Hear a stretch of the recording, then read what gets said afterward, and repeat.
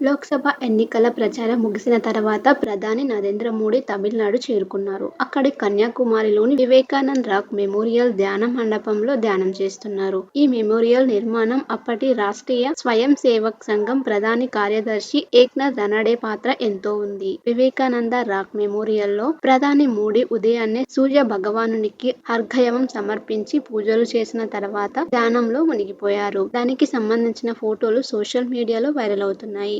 ఈ ఫోటోలలో ప్రధాని మోడీ కాషాయపు దుస్తులను ధరించి సన్యాసిలా ఏకాంతవాసాన్ని కొనసాగిస్తున్నారు. 2019 ఎన్నికల ప్రచారం తర్వాత ప్రధాని కేదార్నాథ్లోని ధ్యానం చేశారు. ఈసారి కన్యాకుమారిలోని వివేకానంద రాక్ మెమోరియల్ కి వచ్చారు. కాగా ఇప్పుడు స్థానికులు స్వామి వివేకానందతో నరేంద్ర మోడీని పోల్చే ప్రయత్నం చేస్తున్నారు. ప్రధాని పేరు వివేకానందుని చిన్నప్పటి పేరు కూడా కావటం విశేషమని అక్కడి వారు అంటున్నారు.